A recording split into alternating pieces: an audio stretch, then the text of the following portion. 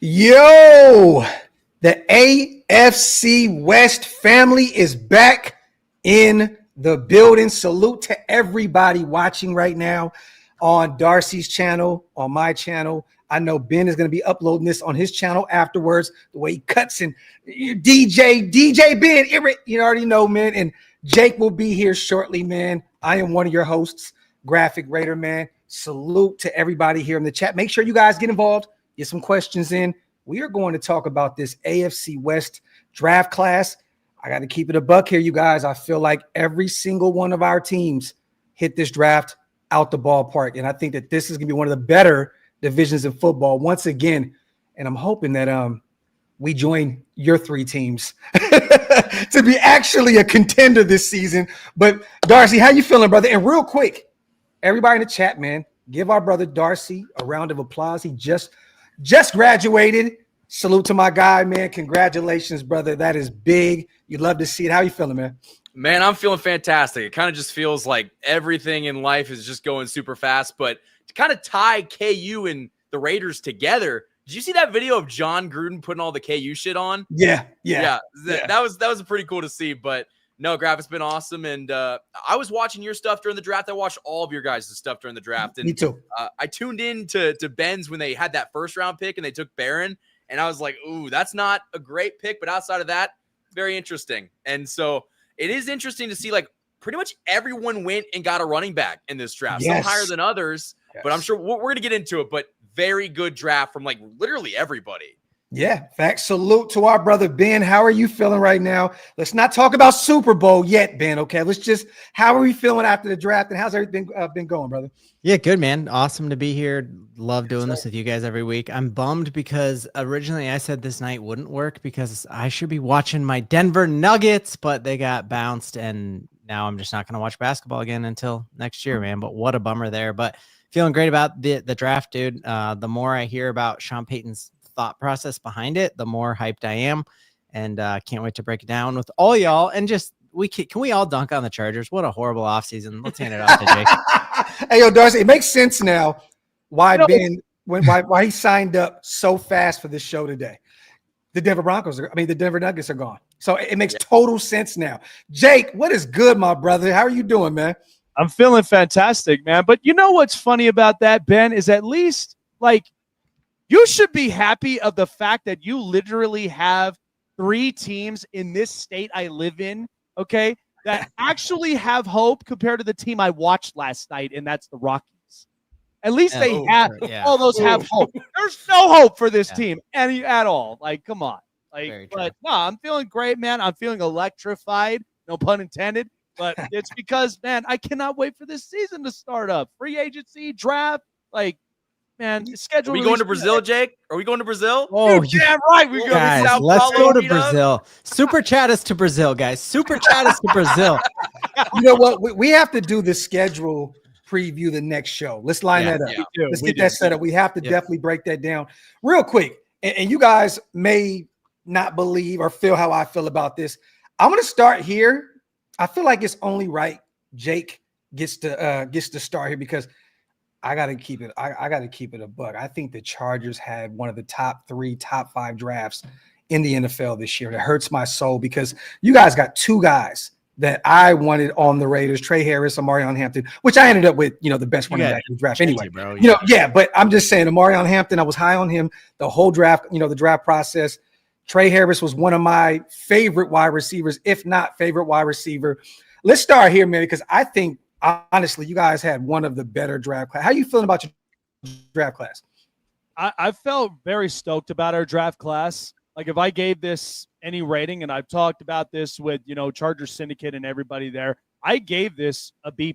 And the only reason is because it has the potentials to become an A draft. And the reason of that, because they not only got, the two impactful players, but they got a lot of depth players that we know can be very impactful in every single position. The thing is, too, I mean, the underrated pick that I really liked was the fact that we got the kid Kyle Kennard from South Carolina. That was a great pick. That is a great pick because now we have the future edge rusher.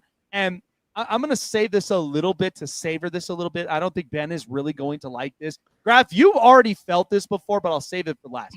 But the fact that we have a young kid that after moving off Joey Bosa and having the perfect mentor in Khalil Mack, Kyle Kennard is really going to learn a lot from having to put together with this rotation with Thule and with Bud Dupree. I think the kid's got a very good shot. The other two that I really liked was Keandre Lambert-Smith from Auburn. Okay. Because this kid, by the way, I'm surprised Penn State let go of this kid because that would have been their shining star at receiver that they needed that could potentially win a natty. And he goes and transfers to Auburn.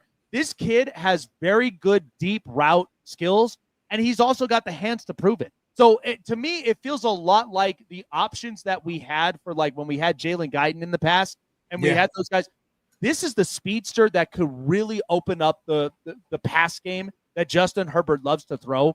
And the final one, RJ Mickens from Clemson. Yeah. Sneaky pickup late. Is a dog. He can hit, he can cover, and he can literally do anything that you want as either a defensive specialist in the rotation or even just a special teams guy. Yeah. I think you got two steals in this class. And Kyle Kennard, we can talk about Trey Harris, Marion Hampton, but a guy in Jamari Caldwell. That was one of the better defensive tackles in this class. Arande Gatson II, a guy that his father played in the league. I got a chance to talk to him at the Shrine Bowl, former Syracuse wide receiver, converted tight end. That is a major pickup for your offense. You know what people liked that I said when I threw out a video about Arande Gadsden? I said he is literally a poor man's Colston Loveland with high upside. That kid, like at the draft spot that he was in with that potential and watching him at Syracuse, I was like, holy crap. A poor man's Darren Waller. Where's Darren Waller now? He's rapping. He's rapping up in my hometown. And that's all he's doing. But Amarion Hampton, Trey Harris, Jamari Caldwell, Kyle Kennard, you addressed that defensive line. Keandre Lambert-Smith, wide receiver, got a few receivers. Arande Gatson II, which will be a tight end at the next level. Branson Taylor, another offensive lineman, and you can add some depth to that room. RJ Mickens, you talked about the safety. I think that was a nice steal. Bridges, they're late, another corner. I got to keep it a buck here, man. It hurts my soul to say this, man. I'm giving you guys an A. This is an A draft class. I think Harbaugh hit this out the ballpark. What do you guys feel, Darcy? How do you feel about this Chargers draft class? I like it. Listen, going into this draft, like you guys needed a running back, you needed a wide receiver. You got both of those in the first two rounds. Like you addressed it very quickly. I didn't expect Hampton to go that soon, but at the same time, like he was the second best back on the board. Like if it was, I did. I thought he was going really? First round for sure. I saw some things where he was going to go like very late first, early second, but either way, you guys needed a running back, and I think the over time we'll see that the value in those first two rounds is better than the value in the fourth and the fifth. So Hampton was a good pick. Trey Harris, that's a guy that I think is going to fit in really nicely with the other receivers that you got. Yeah. And like, let's face it, Johnson's not going to be able to be like a guy that you go to consistently anymore. No. So he was on the trade block, Dars, for a minute. They were thinking about trading for a guy that can't catch the football. Well, the reason I can play for the Chargers if that's the criteria. Well, hell, a lot of us that want to play as try out as a receiver, we could all probably make the roster. But here's the thing, though, is like that. Those two receivers, when they drafted them, that put Quinn Johnson on notice. Like you will easily be off this roster if you cannot prove to us that you can be impactful. So what? You got 8 touchdown scores. So what? That like you had that many catches for targets, but you still are a liability with those hands. Like you got to prove to us otherwise. That's the reason too that Mike Williams came back. Yeah, back. Salute to the Mokes on a $5 holla. Appreciate you, brother. Salute to Louis. I gotta do it real quick, you guys. He says salute Dar, salute Ben, salute Jake. But Graphk, give me a Raiders. Salute to my guy Louis G on the $10 special. I mean, how do you grade this draft with the Chargers, Darcy? I mean, once again, they addressed pretty much every need. They already had a pretty good offseason in terms of free agency as well. I mean, man, this kind of put the cherry on the top for the Chargers. And I hate to say it as a Raider fan, but they had a really good draft. I give them a B+. I feel it's so hard for me to be like, oh, you get an A, just because like we don't really. I mean, all these guys could suck, and they're going to Los Angeles, so they could really suck. Yeah. But on paper, I think it's a B+ draft, and if one or two of these guys hits, like I always think about it in terms of, do you hit on, someone in the later rounds? Because if you hit on Kyle Kennard, who cares if Hampton sucks? Like if you get a guy that could be like a Max Crosby in the later rounds and you draft him when you do, who cares if the guy in the first and second round doesn't work out? Like, you're not going to hit on everybody, but I think that's why it's so difficult to grade the draft, because I don't know, scheme fit. Maybe it's different. Maybe, this guy comes in with a different attitude. Maybe, he doesn't like the way this guy's coaching him. So it's kind of hard to be like, this is what the draft grade is going to be before the guys have even played, but I'll give it a B+. The good thing is that they don't have to rush Hampton out there. They have Najee. He's going to be the guy immediately. They can, make sure that, Hampton's going to get a ton of burn his rookie season. That's your first round draft pick. But the good thing is they have Najee Harris there in the building. They have the young kid Vidal as well. So they have a nice little trio there at the running back. If I may, this is also the other reason why we have undrafted free agents as well. And who's one that's going to be a household name you'll get used to hearing is Rocket Sanders. I am really surprised we got that kid, because I was just like, dude, this is Jim Harbaugh. This is his backfield. This is exactly what complements perfectly for the Chargers team. I interviewed him at the Shrine Bowl, talked to him extensively off camera. Man, this kid has dealt with some knee injuries. I believe he dealt with like a neck. He dealt with a few things at the collegiate level. He had a down season the year prior. He got back in production last season at South Carolina. Rocket is going to be a stud too. He's definitely going to make that roster. He's definitely going to make that roster. I got no doubt. Go ahead, Ben. I need to hear this. This is where the realism. Are you like, what are you guys saying? That the Chargers had an abysmal offseason, and you can't just look at the draft. Like, you got to look at the entire picture. They went into the offseason with $90 million in cap space, the second most in the entire NFL. They lose Poona Ford, they lose Bosa, they lose Asante Samuel Jr., who had 3 picks his first ever playoff game as a rookie. He's not signed yet. Yeah, he just is visiting teams today, and not your team. Your all of your eggs are in the Khalil Mack basket. Both of your starting cornerbacks going into this season are no longer on the team, and you lost all of your Christian going to friggin' KC. You guys just picked up Fulton, right? Yep. And the fact that you have top tier players that you just let walk, who get picked up by Buffalo and Kansas City right away, is the biggest indictment on how bad that offseason was. You wanted Evan Ingram and you didn't get him. He visited you, watched film of Herbert. Talk that shit, Ben. Bro. Nobody wanted Evan Ingram. Everybody wanted Evan Ingram, and you're going to see real quick. Traded hands with Evan Ingram. Okay, here's the deal. It is the deepest running back class in NFL history, and you lost 4 defensive starters at first blush. You lost 4 defensive starters, and the deepest running back class. You take Hampton when all of your free agent money went to Najee Harris. It just doesn't make sense. Like a big chunk of it, and you went in with $90 million, and that's your big like bell of, hey guys, look what we did. We got Najee Harris, and then you get Omer and Hampton. That is duplicitous at best. And hold on. Say that word one more time. Duplicitous. Those guys duplicate what each other's doing. You don't give top tier free agent money to a running back, and then in the deepest running back class in NFL history, you're talking like all the way down to Tootin. He's going to go off for the Jaguars. You could have had him in the 5th round, and to do that with Omer and Hampton, congrats. You just got Javonte Williams. It's one thing for Graphk to get Ashton Genty, but so I'm majorly against that pick of Omer and Hampton. You have so many needs. You do not draft that. Throwing stones at Omarion Hampton when you drafted RJ Harvey is crazy work. We're about to see how that goes. So let me tell you something. You think that we literally wasted a lot of that money? Do you realize that after 90 mil, we have $26 million left in cap space, that we could literally sign anybody that just becomes every team's reject that could literally be an impactful player on our rosters? Congrats. You get everyone's reject. Because guess what? You know what I heard through the grapevine, Ben, and you're not going to like this, because here's the thing. You're getting Von Miller. Yeah. Yeah, we're going to get Von Miller, and he's going to scare the absolute shit out of him. Wait, I love him. Bosa for Von Miller? Dude, who's older? Because here's the thing. Why not? I've got 2 impactful mentors with Khalil Mack, who I know you hate seeing him play against the Raiders, and then having Von Miller play against the Broncos, and we've got 2 youngsters in Thule and Kyle Kennard that they're going to learn from to be scary assets in the future. You know what? You know what's crazy? Ben just made a really great case, and you know what? I'm going to take that A to an F plus. I feel like Ben just he played his case. He bars. Dude, it honestly was like auto draft, but not for your needs. You have to draft based on your needs. And like Mekhi Becton, dude, you put a lot into that. And truly, if everything works, your offensive line is terrifying. He has 2 surgically reconstructed knees and weighs 400 pounds right now.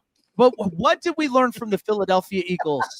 He stayed healthy for one season and got his bag, and now he's not going to play again. Jets stand for JETS, just end the suffering. I believe in the Jets as well if I'm Mekhi Becton. That dude literally was a dog with Philadelphia. You don't think Harbaugh could get it? Why are we glossing over the Von Miller hype? Like, what? Did you watch Von Miller play football last year? It was bad. Watch your mouth, Darcy. But I love Von, but I don't want him now. Yeah. But Darcy, if you learn anything about what Jim Harbaugh's style of coaching is he will squeeze every ounce of football out of these players.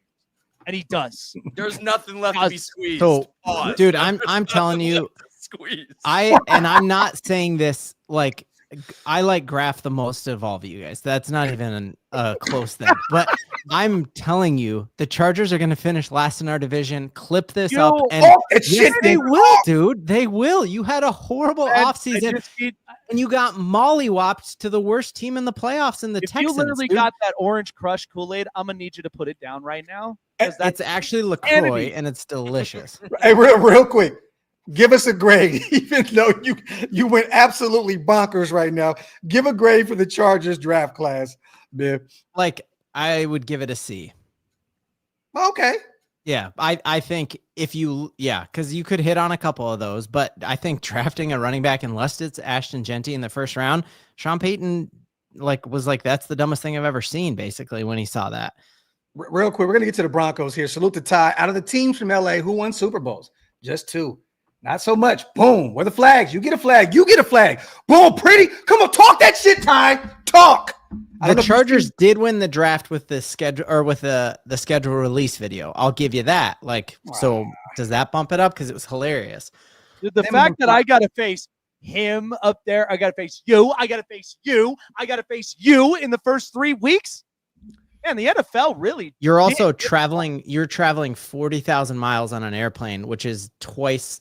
We weren't the most. None of you guys have to fly to Boston, fly back home, then fly to DC the following week to play the Commanders.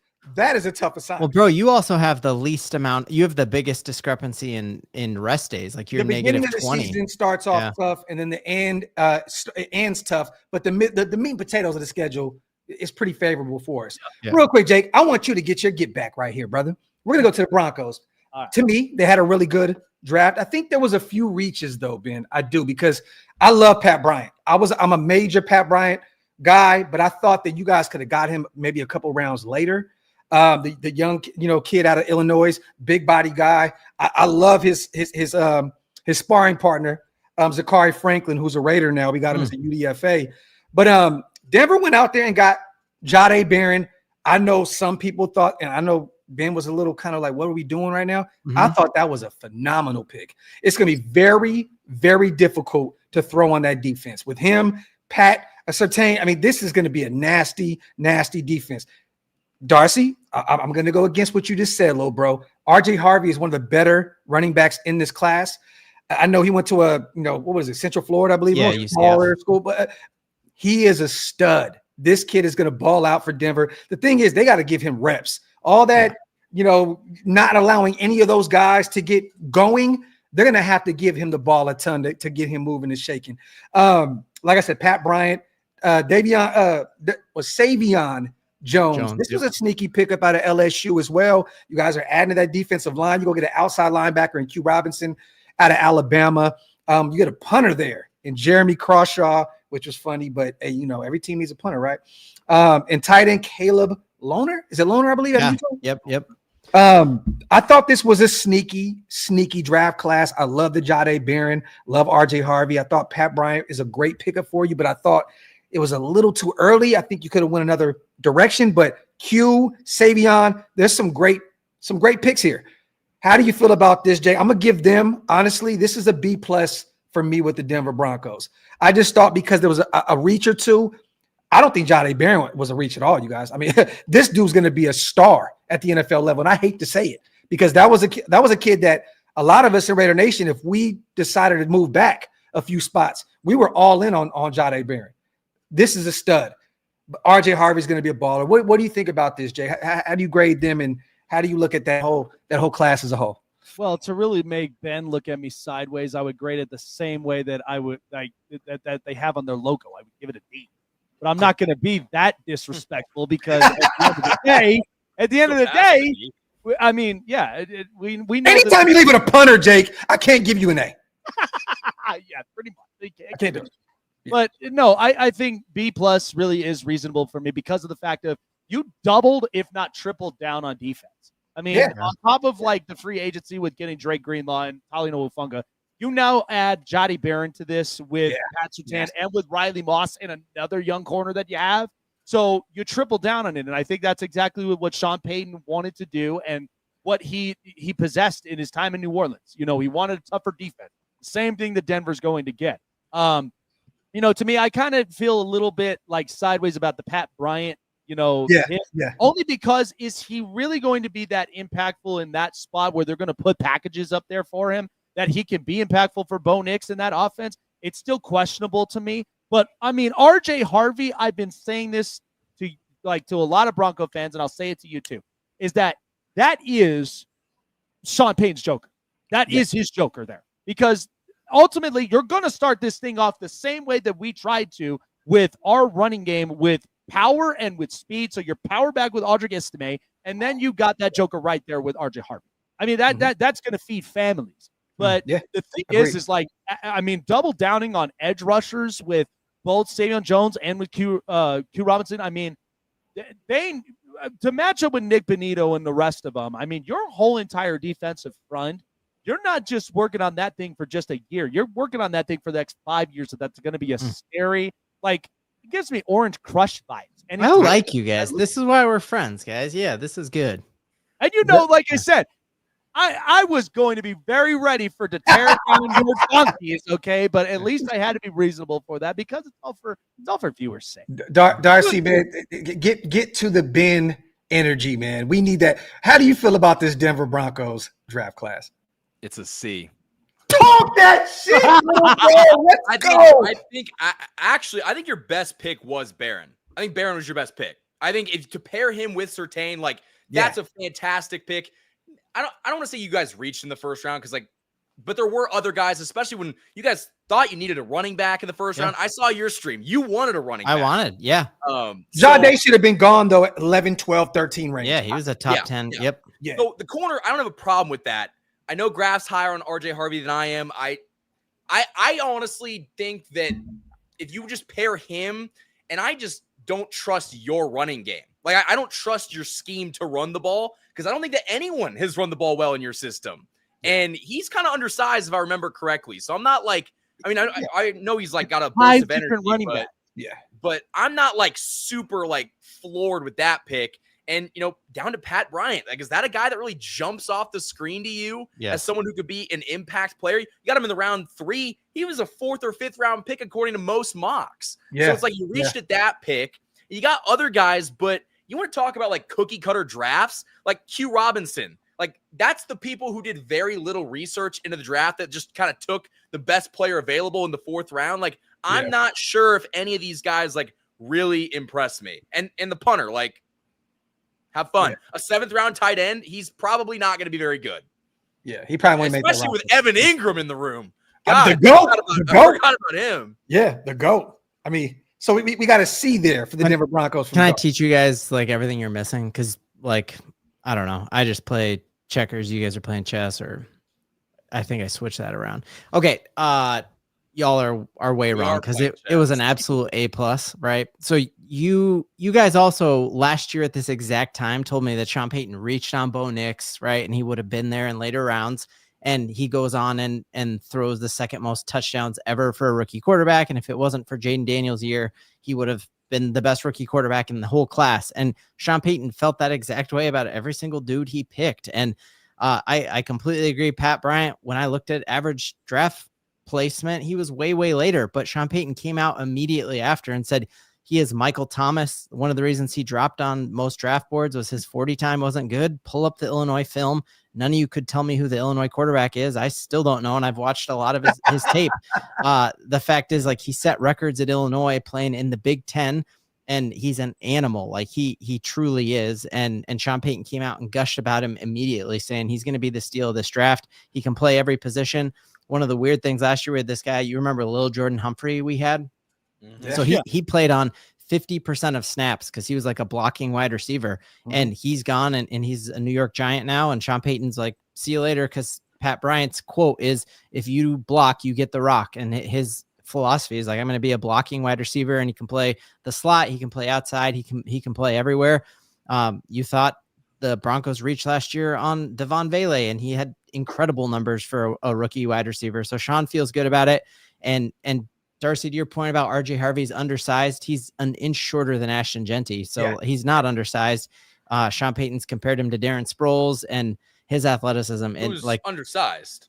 Well, he's also like a all-pro running back, and but that's the thing. They compare all small running backs to Darren Sproles when he's the exception. He's the outlier. He's a Sean Payton running back for a reason. And also, really quickly, you never say bad things that Sean Payton says, because he's not going to say bad things. He just blows smoke up all of your asses. Like, he's not going to come out and say, like, when was for him to be like, do you want him to come out and say, yeah, our 7th round pick, man, we just threw a dart at the board and hopefully it hits? Like, no. But like, when have I ever quoted? Remember, like last year when I was like, Sean Payton's the winningest coach in October, and you're like, no, he won't be this year, and he was. And I was like, hey, Sean Payton said we're gonna make the playoffs. You're like, you'll be lucky to win 4 games. Everything Sean said has come true, and that's why I'm like chugging the Kool-Aid, because maybe he just says everything. Like maybe he just says, like, doesn't though, bro. He really doesn't. And the punter pick I thought was wild as well. I was like, we just got a punter, but the fact of the matter is he's like an Australian dude. So he's like, that's not a knife. This is a knife. And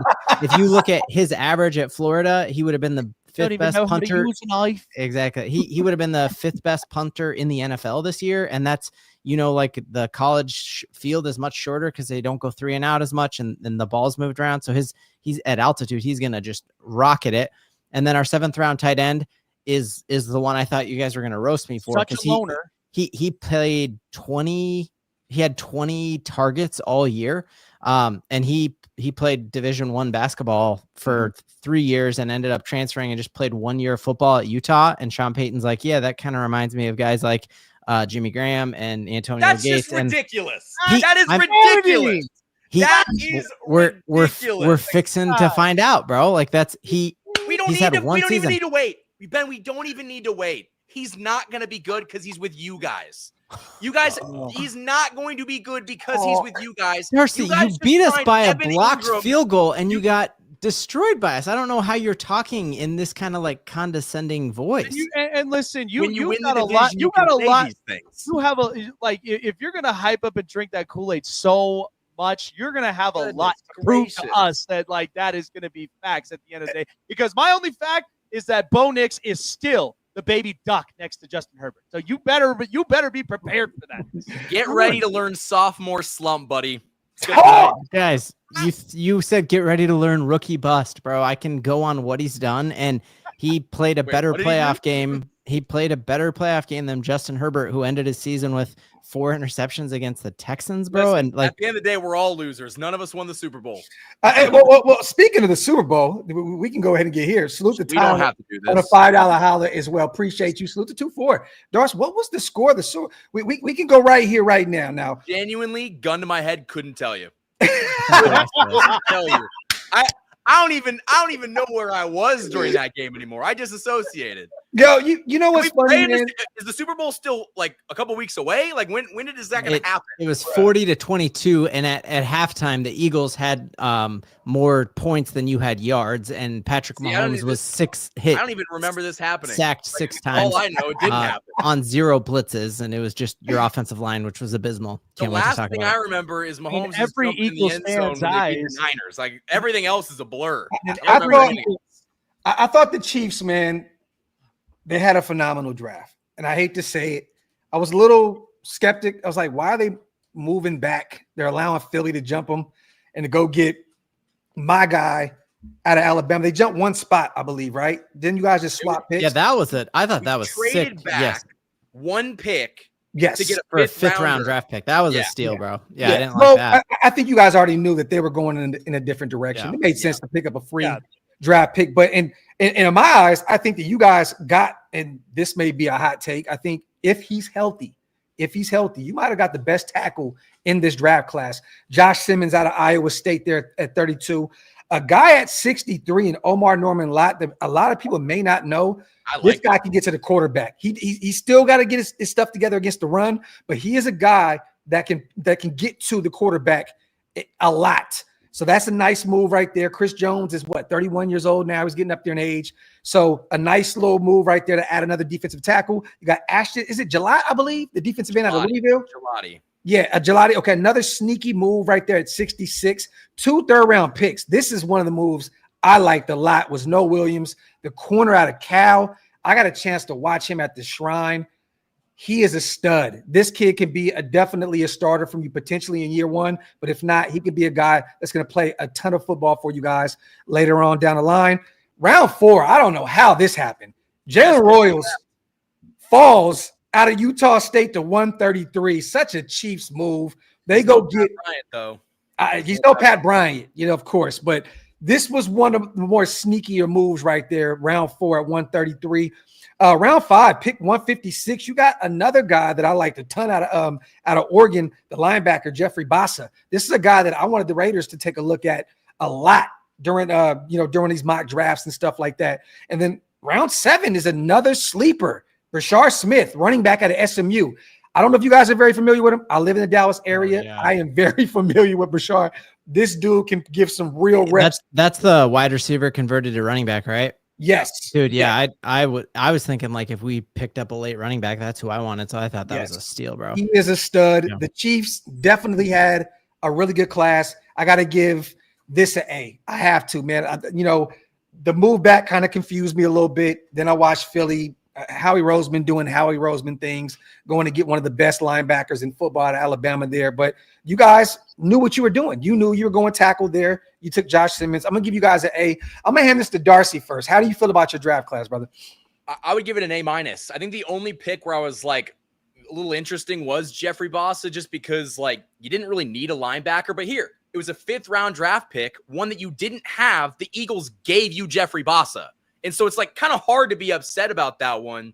I think the best pick in the draft was Jalen Royals. I think he is someone that like pretty much right away is going to help this offense. And he, I think, led FBS with like 10 plus catches of 50 yards through the last 2 years. Yeah. So like this is something that is just going to add to our offense, make us more explosive downfield. And you mentioned it with Simmons. If he's healthy, he's the best tackle in the draft. Yes, I agree. That's a big if. Mm-hmm. Because he had that patellar tendon injury. And I think I saw something like 45% of the players that deal with that injury never play football again. So it's like, it's a pretty big risk. But there's a reason. They did their homework. If they took him in the first round, they did their homework. There's a reason why he was there. But at the same time, there's also a reason why, 31 other teams that some of them really needed tackles didn't take him. So I did like that pick. I was a little bit nervous just because that knee injury does scare me, but I trust Brett Veach and Rick Burkholter, our athletic trainer, that they're able to fix that and get it under control. A pick that I really like that not a lot of people were super high on, at least in the Chiefs kingdom, was Omar Norman Lott. Like this is a guy, I think he led all of college football in pressure rating, and you're pairing him with Chris Jones. Mm-hmm. And when you do that, like he doesn't have to stop the run because you've got Mike Pennell. You actually brought in Jerry Tiller. Like you've got guys that can stop. Hold on. Don't mention that, Nick. Jerry Tiller is like our 4th string defensive tackle. And if he's your where he needs to be. Yeah. Okay. Listen. Let's not act like he's Evan Ingram here, little bro. He's not. I would be appalled. But I feel like the reason that you have to give the Chiefs a good grade, the positional value is just unbelievable. And Rashard Smith in the 7th round? Yeah, that's crazy, kidding dude. me? Like, this is a guy that is already turning heads in mini camp. And once we get to July into training camp, you guys are probably going to see 10, 15 videos just on him. Like, he is going to be a player in this offense that absolutely feasts. I've seen the Jerick McKinnon comps, which kind of make a lot of sense. Someone that can catch the ball to the backfield, Definitely. shift, like you saw that spin move that he pulled off. I can't remember who he was playing. Oh, I watched him a ton. I know exactly. I did a couple videos on why the Broncos should draft him. So I was mad. That was the one I was super mad to see you guys get for sure. He's nice, but I'd give the Chiefs an A. I think they had a really good class and probably the best class they've had since 2022 when they got Trent McDuffie and Karl Loftus. Okay. Ben, how are we feeling about the Chiefs in their draft class, brother? I would love to just roast him. So I have to give it an A too, which it sucks because like you shouldn't be the 31st worst position and still end up like the upside is so much better than the downside with what you got there. And I agree with Graphk. They had to have looked into the injury concerns. And it makes your signing of Jalen Moore serviceable because I thought that was one of the worst moves in the whole offseason to like give the bag to a guy who isn't good, but now you could have your future tackle there, Yeah, I agree. And they probably left with potentially 3 or 4 starters in the next year or so. So they did this thing the right way. Jake, how are you feeling about the Chiefs in their draft class, brother? Yeah, I mean, I give this a graded B+, and the only reason for that is because similar way with what the Broncos, what the Chargers are doing is that it was all roster construction at the end of the day. I was just very surprised that, and I have to see how the Washington Commanders literally look with Josh Connerly, because the fact that you let Josh Simmons pass and you went with Josh Connerly, I have to see what the difference with two of them are going to play like with just their scheme and style fit. Because if like we said, Josh Simmons only allowed 1 sack in the amount of snaps that he's had up at Ohio State. It's insanity to me. And the fact that he also traded for Tunsil. Yeah, and so the fact that you literally like let that fall to the one team that you're trying to beat is the Kansas City Chiefs, like it's insanity to me. But no, I think like with Norman Lott in the defensive tackle, because we know Chris Jones is getting up in age, but I mean, we talked about it with a lot of these defensive tackles that were in this draft. Either one of these that was going to be paired up with Chris Jones was going to be scary as hell anyway, because just with the experience and then what he's going to show potential with these kids is going to show why they want to be consistent up on defense. I'm really not worried about your defense, because the defense at the end of the day from the front 7 is going to remain similar. Get after it. Trench warfare. They lost pressure. But they came into the offseason having lost like their highest graded player in the Super Bowl on defense, and then Tershawn Wharton gone too. So, and then you're looking at a 35-year-old Mike Pennell. Chris Jones is getting older.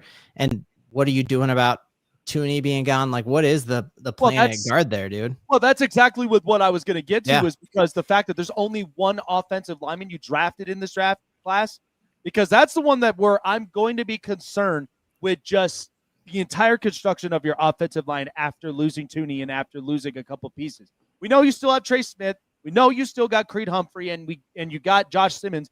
But again, there may be some holes there that will eventually need to be addressed. We'll see, because if there's one nick in that armor there that gets pierced, sorry, man, but that's going to make a difference. Well, let's get to the team that what we all came here for. Let's hear about the Raiders. Address every positional need. Left with, I think, a generational talent in round 1 at pick 6. Went and got a starting wide receiver, a guy that I love, and I had the Raiders taking him out of TCU. We addressed everything. We got a guard, we got a tackle, we got a corner. We got 3 wide receivers. We have a guy that we're converting from quarterback to wide receiver that looks very Julian Edelman-esque. You know what I'm saying? And it's not a shocker to me with Tom Brady here in the building. My Raiders. I think we had one of the better draft classes this year. I'm not saying it just because I'm a Raider fan. I'm telling you, guys know me. I'm very honest and realistic about my team.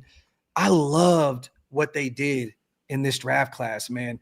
Going out and getting his Marshawn Lynch, Beast Mode 2.0, and Ashton Genty. The way they played the media, it's going to be a tackle now. It's going to be this. It's going to be that. No, Genty was the guy from day one. They put a lot of Colton Miller is holding out. Next thing you know, he's right back in camp. It's just we did a lot. We played a lot of mental games during this draft class. Ashton Genty, pick number 1.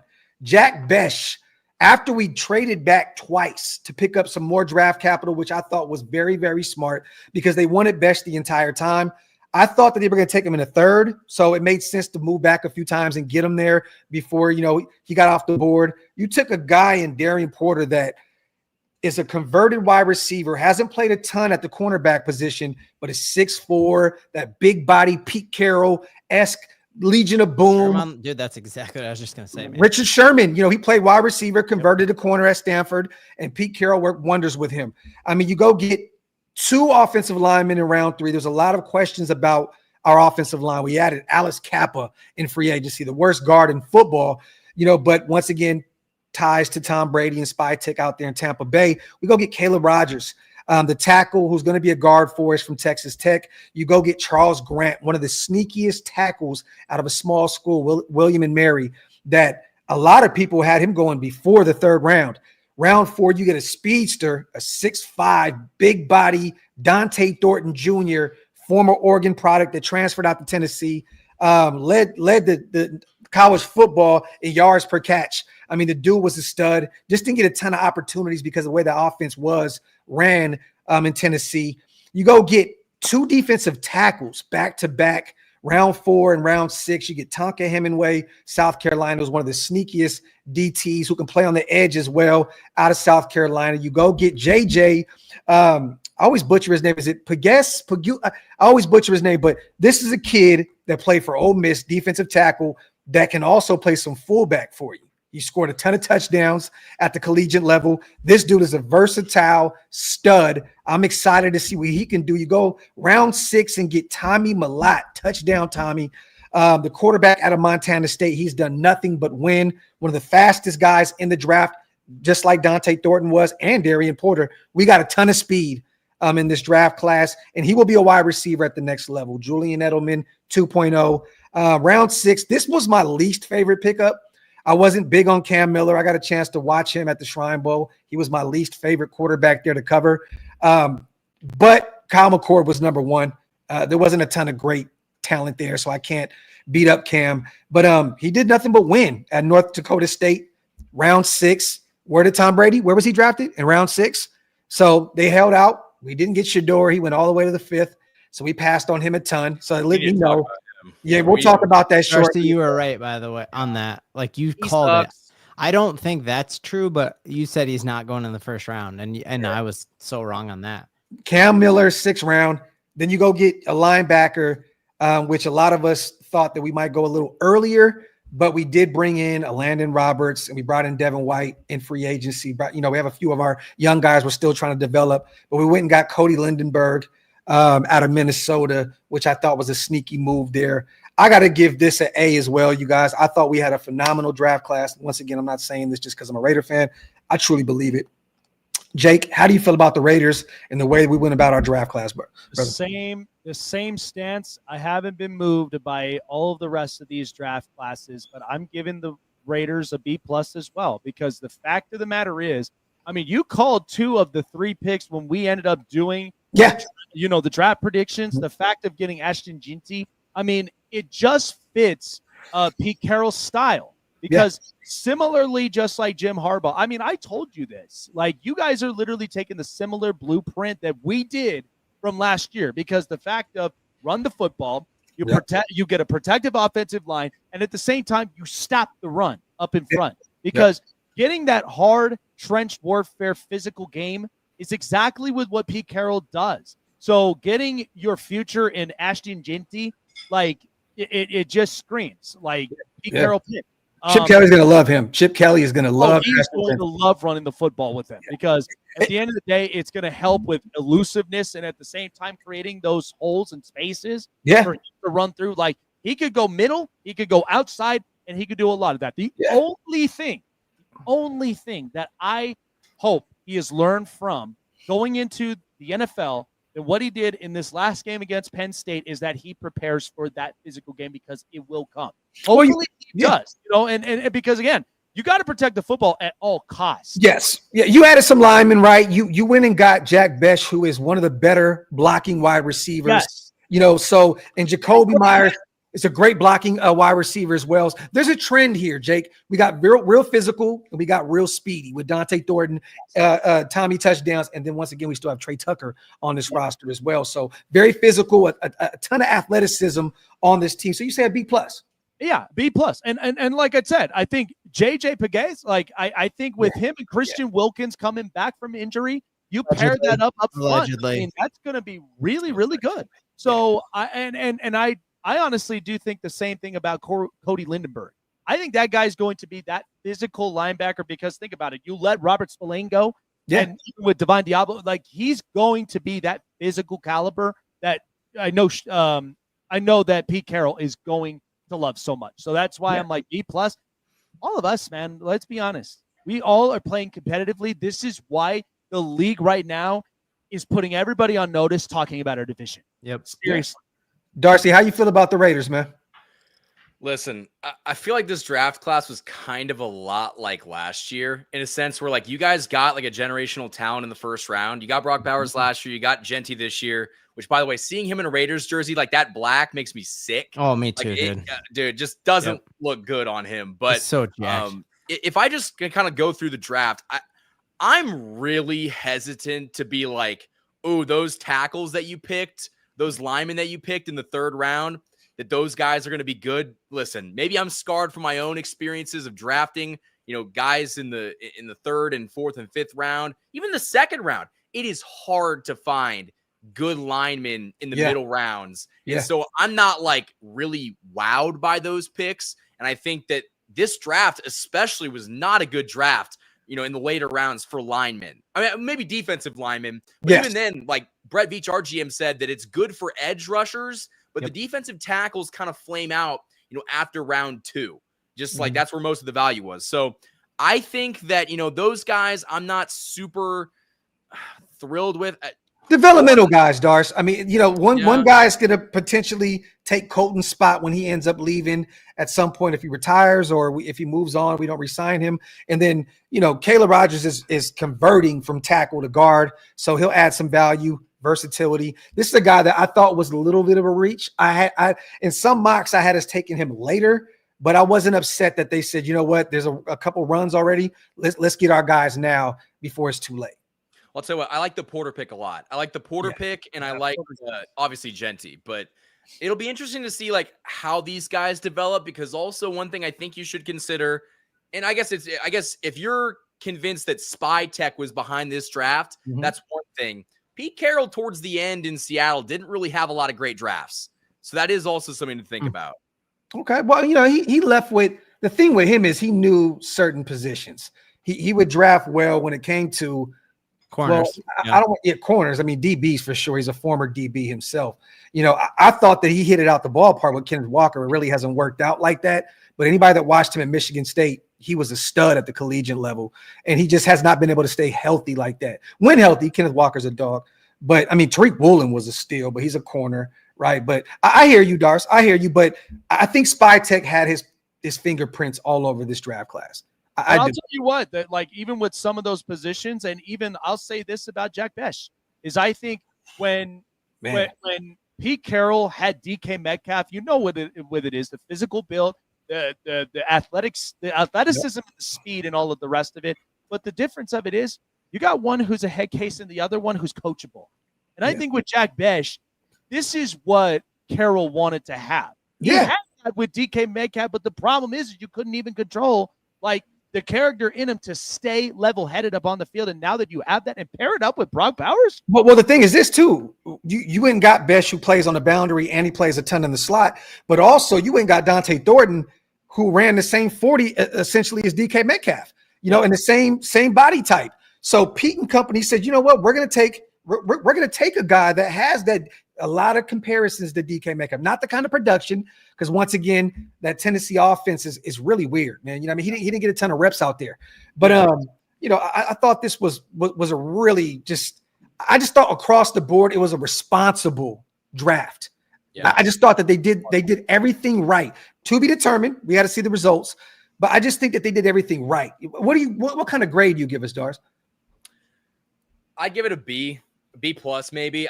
I like Porter a lot. I think Genty's going to be so good too. It's like who cares if the tackles in the mid rounds don't hit? Yep. Yeah. Like, I think Genty's going to be that guy that you're like, wow. Like, I think he's generational. So it's like, Yeah. can I address that comment really quickly? Because this is something that I go through with my own fan base. Every single summer, we hear about this UDFA that's great, who's the steal of the undrafted. Mello Dotson. Yeah, Mello Dotson. But here's the thing. One of those guys, maybe two tops, will make your roster, and guess what? He'll never play. Like, I've been through this so many times. I'm sure you have too, Graphk. This guy's going to light it up. This guy's going to be the next star. He doesn't see the field. He's a body. He's just someone that he doesn't practice. Like, I don't want to hear anything about your UDFA class because guess what? If they were that good, they would have been drafted. Bro, there's so many examples in NFL history that show how, like, yeah, but listen. Dude, you're talking Chris Harris Jr., CJ Anderson. Robert Spillane was a UDFA. We had like 6 undrafted free agents who've helped us win Super Bowls. So like I think there's a lot of the Chiefs. Yeah. Ben, you're not going to win with this conversation, man. Oh, they're not a Patrick Mahomes. They're not a Kelsey. I just don't think you get overly excited about UDFAs when there's a reason why they are undrafted free agents. Like, that's why I only nitpick one. That's why I only nitpick one because honestly, I've been hearing it now for weeks that like everybody's trying to troll on me with the fact of, bro, I'm telling you, DJ Ukulele is going to be that guy. No, he's not. Hey, Jay, can we all agree real quick though that we were all waiting on the Chiefs to take Isaiah Bond? Yeah. Well, yeah. I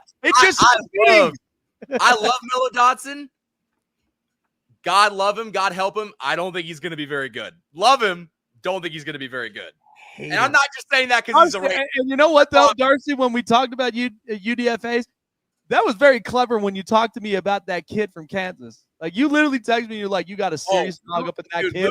I was like, yeah, Luke Grimm's awesome. He's never going to sniff the field. Hey, Ben, all that Mello Dotson love in the group chat is different when you get on screen with him, huh? Oh, very different. Very different. I love him. He'll always be a Kansas kid, but man, Now, Kobe Bryant is a different story. Oh, no. Atlanta got a stud. Atlanta got several studs. Salute to my guy, Ty, on a $2 special. Real quick, let me read this super before we get to our brother, Ben. I can promise you one thing. There's 3 dudes on this screen who don't want to see a Chip Kelly let off with Genty cramming it down their throats. I can't effing wait. Pause. Salute to Hug on the 10. Could you imagine? I mean, like, think about it. We got an offense with Ashton Genty and Brock Bowers. Like, that's going to be a fun offense. 100%. Loading. 5 wins loading. But I gotta ask you though, Graphk, don't it feel good that you finally have grown-ups that can honestly adjust? Yes, bro, and that's how I need to hop in on this grade because when I think about it, I miss the days of Henry Ruggs and Darren McFadden and Jamarcus Russell and Clennon Farrell and Jerrion Clowney and Carl Joseph and DJ Hayden. Like, Al Davis had this ability of like, hey, who's the fastest guy in his underwear? And I'm going to get him to the Raiders. And that's what I was expecting in this draft. And it sucks that it didn't happen because they did do that, but they were responsible picks. They were very responsible. Dante Thornton, fast guys, but it made sense. Yes. And I think my one thing would be like, I agree. Ashton Genty and Brock Bowers are generational. But it's like you're going to a steakhouse and it's like the best steak you've ever seen. And you're like bragging about looking down at your plate and having the best cupcake and the best side of fries. Like the NFL, you win on the quarterback position and you win in the trenches. And so I just think that in the deepest running back class in NFL history, with the fact that you guys didn't make the playoffs, would you have been better to get the best player at a position of need and then pick up? We had the worst ground game in football last year. Yeah. The worst. Yeah, I mean, that's a really good point. We needed to make a statement. There's no, and then you go get a 33-year-old Raheem Mostert in free agency who's coming off of a nasty injury. Like, you had to go get the proven thing. Yeah. Like, I love RJ Harvey. I love Omarion Hampton, but getting Genty to me is like, you know what you have. Like, totally. You just know. As long as you block up front for him, like, look, he's going to find a way to score a ton and put up a ton of yards. And I think the one thing that Chip Kelly's going to do is get him, once again, like in the passing game involved heavily as well. You know, being a year prior, he had like 600 yards in the passing game. Yep. They kind of got away from that last year and just had him be that workhorse running back. They kind of got away loaded boxes. And then I was trying to like convince myself like, oh, that's fine. We didn't get him. He's not coachable. Because in a Kay Adams interview before the thing, he was like, I'm still going to stand in my Halloween stand in the back. And he was acting like I don't need to do the combine. And like he'd already made it, right? He already thought of himself as Saquon Barkley. And that's not true though. Like he came out already and told like at the premiere and said, yeah, I'm coachable and I'll change my stance. And hopefully he said, I have to earn it. Yes, dude. And yeah, you can't even dog on him for that. Cause I thought he was a diva going into it. And it's not looking like he is. Players just say stuff on Kay Adams show. They just want to talk. Yeah, that's what that is. Do you think she'd ever come on this show, or I don't know? Like, she retweeted me yesterday. What? No, the Ashton Genty stuff. So yeah, is Joy Taylor still dealing with the allegations? Maybe we get her on the show. Wow. Yo, I mean, honestly, you got the fabulous four. So let's go. There you go. Yeah. I know you love Ashton Genty. Yes. Honestly, you got to be real. What do you look at this draft as a whole? Because I think that we honestly addressed every single need that we had on this roster. Yeah. And I'm talking about after going into free agency, regardless of how you feel about Geno Smith, we got our quarterback one. It doesn't matter. He is the guy, at least for now. I'm not saying he's a top 5 quarterback in football, but we got a serviceable at the bare minimum in Geno Smith, the guy that played really well under Pete Carroll those first few years out in Seattle when he came over there. So I mean, what kind of grade do you look at in terms of this whole draft class? Pass, because I can't not say it was good, dude. Like that sucks. It was good. It really was good. It's not the smartest thing because Sean Payton didn't draft a running back in the first round, but bro, you got the best. It's got to be an A. That sucks. There we go. We got to do these rankings because I think right now. Can we talk about Shadur and what's the deal? Why did you pass on him though? Well, let me say this. I thought that, and I don't want to get the fan because our fan base is already over talking about this shit. Okay. But we haven't had a chance. Yeah, I want to hear. We'll spend a few minutes on it. I want to say this. I think that Brady kind of copped out on that. Like he said that he had nothing to do with the quarterback process, and then Spy Tech came out and said that he had everything to do with going to get Cam Miller out of North Dakota State in the 6th round. So I felt like Brady was trying to stay away from the noise. I think that Pete Carroll potentially said, Geno is my guy. I don't want there to be all this noise that affects him as the quarterback one. And I think that he trusts Geno. And I don't think that he wanted that distraction. And I love Shadur. I don't look at it like this. I think he's been humbled in Cleveland, but you even see all the media out there right now, right? We're in year 1 of trying to get this thing rolling under Pete Carroll. We're coming off of a 4-13 season where it was bad, and we just traded a 3rd-round pick for Geno Smith. So honestly, I think it was responsible to not go out there and get him early. He fell, and I'm not going to be I think he's very much more talented than a 5th-round quarterback, okay? I was one of those guys that said he's a 1st-round guy. I think he was the best quarterback in this class. That's just me. That's just me. Too, dude. But once again, I think that some people look at it like high risk or high risk and then potentially low reward because all the stuff that comes along with them. I kind of had this feeling though, Ben, that once he got away from his father, his brother goes to another team and they're kind of like spread out, that he was going to be a little more humbled. He's on his own now. He's a man now. Deion's not there with him to hold his hand. Shiloh's not there. His camera crew's not there every step of the way. Literally fired his dad as an agent and went and got a different one. Yeah. And now he's thriving up in Tampa right and now there's conflicting reports, Jake, in Cleveland about he had a great, rookie mini camp, which they just had shorts on. There was no pads. I'm not going to get too hyped about 7-on-7s, right? But there was a report that came out today now that Dylan Gabriel and Kenny Pickett are battling it out for the number 1 spot. Not Flacco, not Shadur. So I don't know what's true. I know they signed him to a 4-year deal, $4 million deal. Great, man. Look, the kid is going to make a ton of money in football, even if he doesn't play. He has it made regardless. I just never get excited about dudes in shorts. I just think the realism about like with the whole Shadur Sanders thing, because you popped in on my regular show. I've talked about this, a couple episodes ago, but the thing was when breaking down, because all I tried to do was clear all of the smoke out of the air when it came to this quote-unquote hidden agenda about Shadur Sanders. I said, you're not talking football after that. You're talking about him as the person. You're not focusing on him as the football player. Because to him as the football player, his talent upside is there. But the fact that he is a steal as a fifth, like you all can literally not, like you cannot deny that a fifth rounder with that much high upside talent is not a steal to me. You cannot lie to me about that. Because honestly, anybody that gets that for the amount of smoke and mirrors that's thrown, and then he comes out and all of a sudden he's the franchise quarterback of the But once again, Jake, I think that every coach is going to be worrying about their job because of Deion. Well, they will. But to your guys' point with the Raiders, let's be honest. You needed to build maturity, chemistry, and consistency in this organization. Because if you immediately drafted Shadur Sanders, you know what you were going to be? You were going to be in purgatory even longer because the kid is not fully matured in that aspect. And trust me, I know my hometown. It's called Sin City for a reason. If none of these kids get matured up in their in that location, it's gonna be hell. But that's why having Pete Carroll. That's why that's what he did, Jake. He went and got high character guys. Yes, Jack Best, his story. Dude, the Jack Best story is amazing, you get Geno Smith, who you extended a contract for because you trust him that much that even with the play action pass, he is going to help to build and develop that offense for the future. It's not just particularly up in 1 year. The year is the start, but it's all about stretching that to where it's a 3-year path. Because now you built this offense. Now you could pass that over to the next one that's going to keep this thing consistent, man. Because I have seen y'all in 20 plus years. You have been in purgatory for far too long with this whole thing, hoping it's going to be your year, hoping you're going to turn things around, and it never does. Now it's a better time to shine to be a fucking Raider.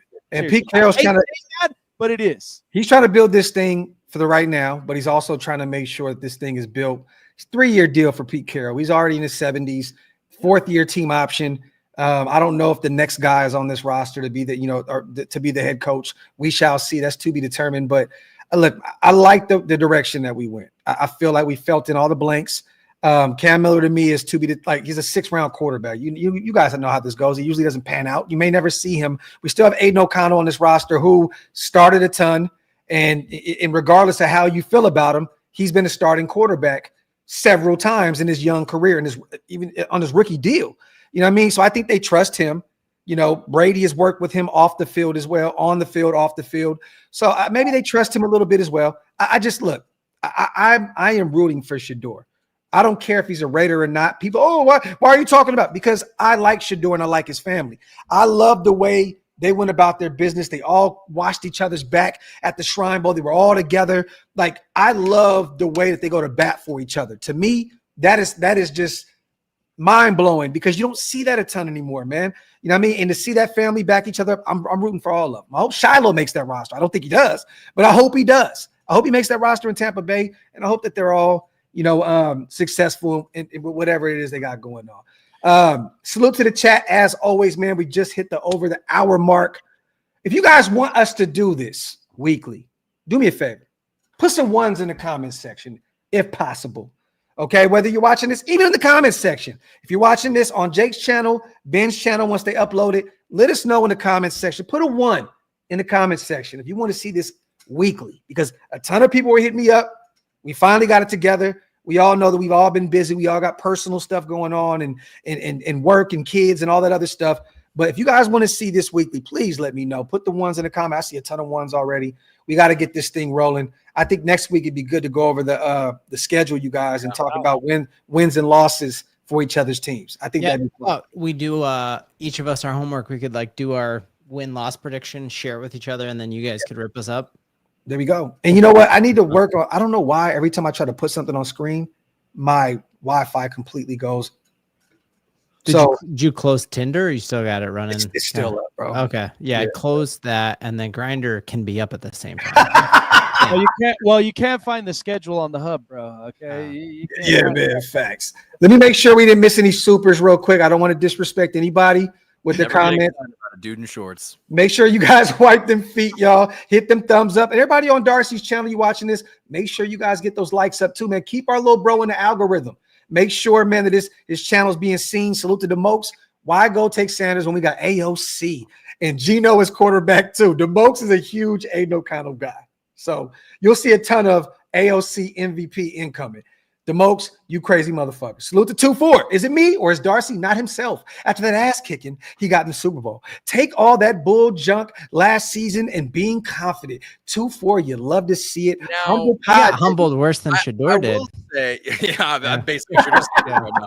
I will say I'm not like Raiders fans. I don't peak in the offseason. I don't really get overly excited in the offseason because our Super Bowls happen in February. Yours happen in May.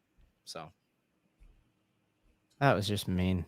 That honestly, rude, man. Just like honestly, how can you say that you actually you like us? Like that's disrespectful. Listen, if we're gonna shoot, I'm gonna shoot. If you're shooting at the king, you better not miss, boy. Yo, real quick before we get out of here, you guys. Jake, man, let everybody know where to follow you at, man. Plug everything you got going on, and go ahead. Guys. If you love sports and entertainment and you love the mixture of both and love exactly the similar chemistry that we always bring up here and hopefully to bring all week, every single week, check out the Snake Sports Talk Show every weeknight at 5 p.m. Eastern, 8 Pacific, or 8 p.m. Eastern, 5 Pacific. Had to switch those up. But most of all of my Chargers content is up at Chargers Syndicate. Guys, we're already at 706 subscribers. Y'all just got rolling. Hard to get to 1,000 subscribers, but we're coming up big. Schedule release. Also, more news up out there. Check it out, guys. Like, subscribe, follow, and hit the bell button. Love it. Ben, man, let everybody know where to follow you at, brother. Sports Talk Denver on YouTube. Go hit it up. Graphk, your team's the only one I haven't just disintegrated this offseason. So Raiders fans would like it. I did a video on how bad the Chiefs and Chargers off seasons were, and people seem to agree. So content Bronco land, it's hard right now. Let me go hit love on those videos right after we do get done doing it. this. Yeah. Darcy, man, let everybody know where to follow you at, brother. You guys can follow me on YouTube at KC Sports Report. I think we're supposed to be streaming on my channel, but we're live right now. Okay, because on my side it says that it's not, but I don't know what's going on. I think I don't know. It has the check right. It has the green check right now. I got like a little distress arrow, but it anyway. It says it looks like your guest stream was deleted on YouTube. Yeah, I don't know what happened, but I'll send it to you to upload it anyway, regardless. Anyway, you guys can find me on YouTube at KC Sports Report. I don't always hate on the Raiders, but when I do, it's great. Yo, I love it, man. Salute to Hug. Darcy, you don't even make it to the offseason. You peaked when she took her shoes off. Talk! What does that mean? I don't know if I know what it means, but it sounds really good. Like, yo, hey, Hug, I got to say this real quick before we get out of here. Ben asked about you the other day in the group chat. He said, is he really your mod? I said, yes. He said, okay, cool. And then he, because Ben doesn't have any mods over there. So he was wondering. I need to hug these somehow. Yeah, he needs to hug I think I got to hug these in line. So there you go, man. Love my brothers. Can't wait to get back next week sometime, man. Let's get in the group chat. Let's line it up. Let's get it roll. We got to start pushing these shows back out, man. It's right around the corner. Much love and appreciate every single person. Got a new number. Look at that. Real talk, man. I wasn't expecting 1 million people to be here today. I know the Western Conference Finals are on today. Denver's at home. You hate to see it.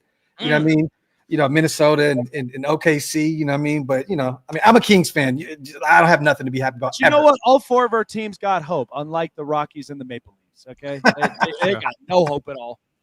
Talk that talk. Salute to you guys. We will see you guys next week. We appreciate you all. Wow. Go Chiefs. Hold up.